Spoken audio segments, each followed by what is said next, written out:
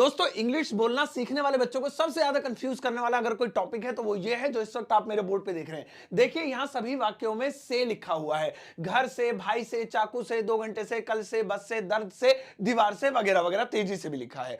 लेकिन कमाल की बात यह है कि इन सभी में से के लिए अंग्रेजी का एक वर्ड नहीं आएगा, सब में अलग अलग आएंगे। यही सिचुएशन है जो मैं आज आपको सिखाता हूं। बिना देरी के शुरुआत करते हैं।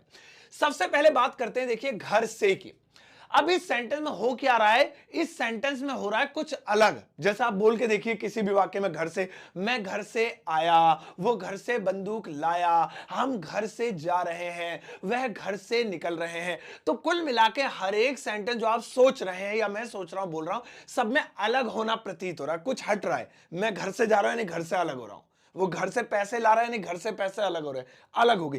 तो जहां पर भी अलग होने वाली सिचुएशन होगी बच्चों, वहां पे हमेशा हमेशा फ्रॉम का प्रयोग करेंगे। फ्रॉम, तो इसीलिए घर से, फ्रॉम द हाउस। जैसे वह घर से आ रहा है तो यानी घर से अलग हो रहा है। सो वेरी सिंपल, ही, अब देखिए मैं इसे लाल रंग में लिख देता हूं ताकि और अच्छे से आपको समझ में आ जाएगी। वह घर से आ रहा है, he is coming, he is coming, कहां से? घर से। तो से के लिए क्या लिखेंगे? From the house. हालांकि होम भी लिख सकते हैं, कोई दिक्कत नहीं है। सो इस तरह से, ठीक है। तो इसी तरह से टेबल में से निकाले, दराज में से कुछ निकाला, कहीं से कोई चीज अलग हो रही है, फ्रॉम। अगला वाला देखेंगे भाई से। यहां पर अगर कोई भी रिश्ता है, चाचा से, भाई से, प्रधानमंत्री से, राष्ट्रपति से, मम्मी से, तो इसमें अलग होना नहीं, आप देखेंगे मिलना प्रतीत हो रहा है। जैसे मैंने भाई से पैसे लिए तो मैं भाई से कनेक्ट हुआ, मैंने मम्मी से पूछा यानी मैं मम्मी से कनेक्ट हुआ, मैं पापा से बोला यानी पापा से कनेक्ट हुआ। तो जब हम किसी रिश्ते के साथ से लगाते हैं ना, तो इसका मतलब ये होता है कि हम उनसे कनेक्ट हो रहे हैं और कोई चीज ले रहे हैं उनसे। जैसे मैंने भाई से पैसे लिए तो फिर वही फ्रॉम वाली कंडीशन, लेकिन यहां बातचीत वाली बात हो रही, किसी से बात कर रहे हैं। तो ऐसी कंडीशन में हम हमेशा टू का प्रयोग करेंगे। तो जैसे मैंने पापा से कहा तो मैंने कुछ लिया नहीं उनसे, बल्कि उनसे कनेक्ट हुआ। कुछ लेता तो फ्रॉम आ जाता, फ्रॉम फादर। सो मैंने पापा से कहा, I said to father, I said to father.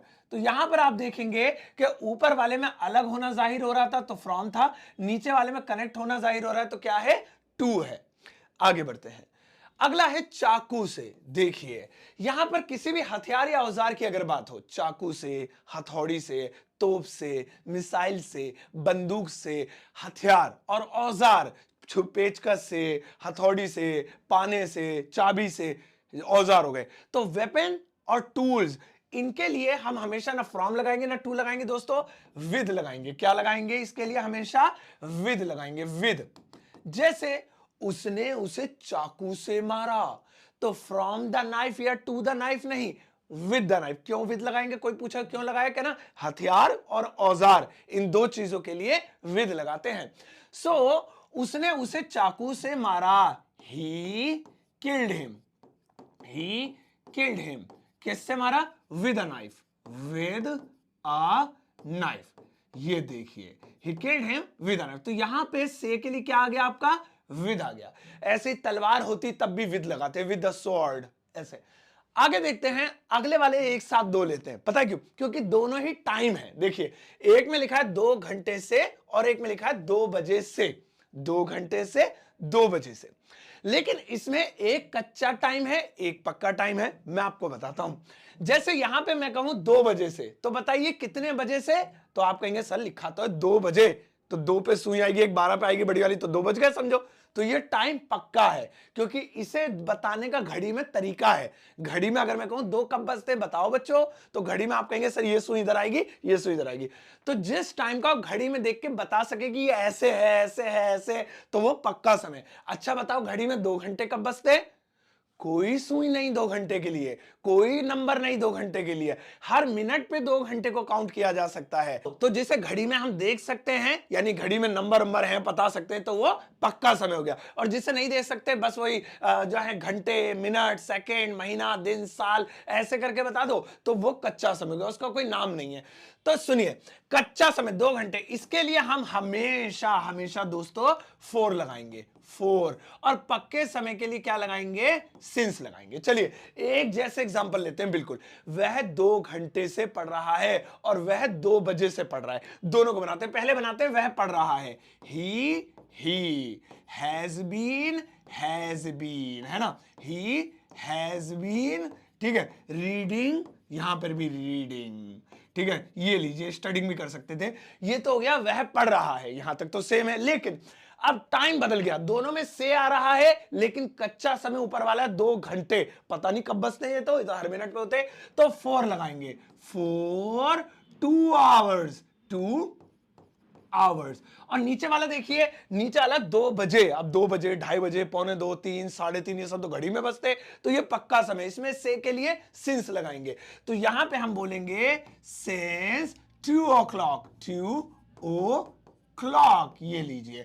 तो यहां पे से के लिए टाइम में 4 और यहां पे टाइम में से के लिए सिंस लगाएंगे। आगे बढ़ते हैं दोस्तों, अगला वाला है कल से, कल से। अब आप कहेंगे ये भी तो टाइम है सर, ये क्या तीसरा अलग का टाइम है? हाँ, ये थोड़ा अलग टाइम है भाई, क्योंकि ये आने वाला टाइम है। जब भी हम आने वाले टाइम की बात करें, परसों से, है ना, कल से, 2 तारीख से, 2 बजे से, फ्यूचर में भाई 2 बजे से पार्टी कल शुरू हो जाएगी, भाई कल से मैं जिम जा रहा हूं, जो कि जाता ही नहीं हूं, तो इसके लिए सुनिए क्या लगाएंगे, इसके लिए हम लगाएंगे दोस्तों ऑनवर्ड्स, ऑन वर्ड्स। जैसे यार मैं कल से जिम शुरू कर रहा हूं भाई, अब बहुत दिन हो गए, कल से बस देख तेरा भाई जिम शुरू कर रहा है, तो देखिए से आ रहा है, लेकिन फ्यूचर टाइम की बात हो रही है। So I will go to gym, मैं जिम जाऊंगा, या मैं जिम स्टार्ट कर रहा हूं, I am going to start the gym, I will go to gym, I will go to the gym. अब मैं कब से जिम जाऊंगा? कल से। So tomorrow onwards, tomorrow onwards, लो जी हो गया ऑनवर्ड्स। ये तो फ्यूचर टाइम पे कोई चीज स्टार्ट हो रही है जो अब चलती रहेगी, उसके लिए ऑनवर्ड। नेक्स्ट देखिए, अगला है बस से। अब इसमें क्या है, इसमें ट्रांसपोर्टेशन की बात हो रही है, कार से, बस से, एरोप्लेन से, रिक्शे से, ई रिक्शे से। जब भी किसी ट्रांसपोर्टेशन मीन के साथ से आएगा, सो ऐसे कंडीशन में हम दोस्तों बाय का प्रयोग करेंगे। किसका प्रयोग करेंगे? बाय का। जैसे मैं बस से जाऊंगा, वह रेल से आएगा, वह ट्रेन से आया। मैं बस से जाऊंगा, आई विल गो बाय बस, बाय बस, लीजिए हो गया, मैं बस से जाऊंगा, आई विल गो बाय बस। तो यहां पे से के लिए हमने क्या लगाया? बाय लगाया। इसके बाद दोस्तों अगला आता है दर्द से। जैसे वह दर्द से कराह रहा है, वह दर्द से परेशान है, वह दर्द से छुटकारा पाना चाहता है। तो अब देखिए ऐसी कंडीशन में जब भी दर्द से है, यानी वो दर्द के अंदर है, तो इस सेंस को ध्यान में रखते हुए हम यहां पे इनका प्रयोग करेंगे दोस्तों। किसका प्रयोग करेंगे? इनका, है ना। जैसे वह दर्द में चिल्ला रहा था, अब दर्द से भी कह सकते हैं, तो से ही लिखा है इसलिए, दर्द से चिल्ला रहा था। So he was crying, he was crying, यानी वह चिल्ला रहा था in the pain, in the pain. तो दर्द के लिए हम किसका प्रयोग करेंगे? अगर से आ जाए तो इनका प्रयोग करेंगे। 90% सिचुएशन में यही इस्तेमाल होता है। अब देखिए नेक्स्ट वाला दोस्तों है दीवार से। दीवार से ये क्या होगा? ये किसी चीज के रास्ते कोई चीज होगी। जैसे मैं दीवार से आया, यानी दीवार को रास्ता बनाकर आया, है ना। मैं इस सड़क से जाऊंगा, यानी सड़क को रास्ता बनाकर जाऊंगा। तुम इस गली से अब निकलो, आओगे, ये बंद है तुम्हारे लिए, यानी ये सड़क रास्ता है।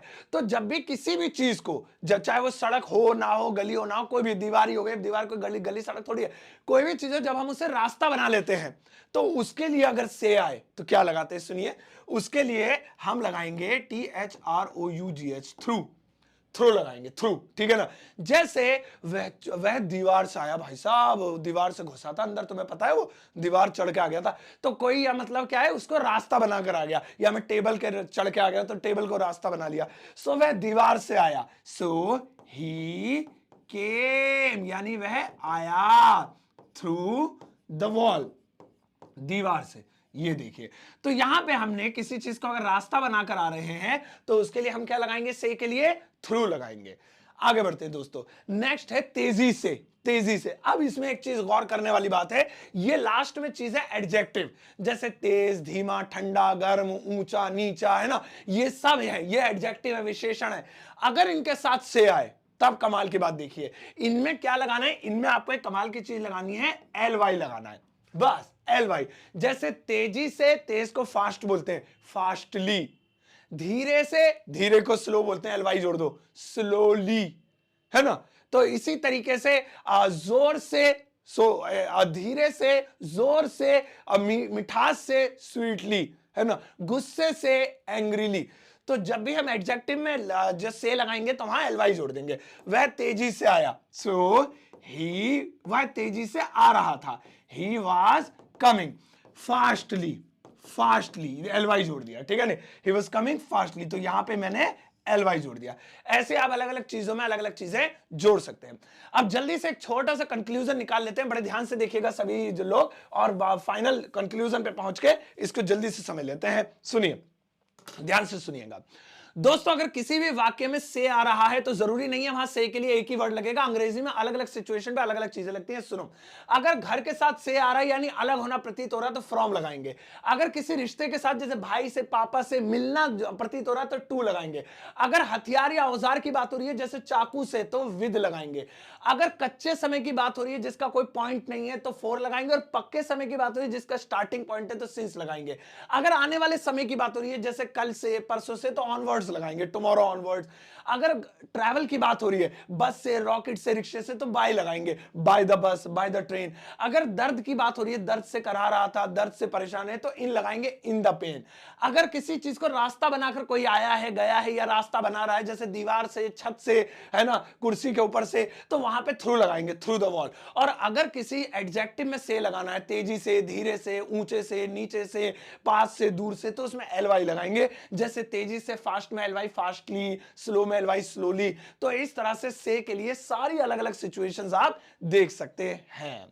है ना कमाल की जानकारी। लेकिन इससे ज्यादा कमाल की बात यह है कि आप यहां तक आए हैं और आपने इतना वक्त दिया, आप बहुत पढ़ाकू बच्चे हैं, तो अब देर किस बात के, इस होमवर्क को करके जाइएगा। वीडियो के कमेंट सेक्शन में इसका आंसर कीजिएगा और मैं आपके आंसर का वेट करूंगा। प्लीज इसे बताइएगा कि इसकी इंग्लिश कैसे बनेगी, ठीक है। बहुत छोटा सा काम आपको दिया है, ये करके जरूर जाइएगा। और हाँ, आप मेरी किताब खरीद सकते हैं अमेजॉन या फ्लिपकार्ट से। अगर आप इंग्लिश घर बैठे सीखना चाहते हैं या फिर आप 10 दिनों का बेसिक कोर्स करना चाहते हैं तो मेरा कोर्स अवेलेबल है 10 दिनों का, जो कि मेरे एप्लीकेशन ग्रामर वाला पर अवेलेबल है। दोनों को खरीदने के लिए लिंक वीडियो के डिस्क्रिप्शन बॉक्स में। आप जाओ, इस वीडियो को सबके साथ शेयर करना, जाते आते एक प्यारा सा लाइक देकर जाना।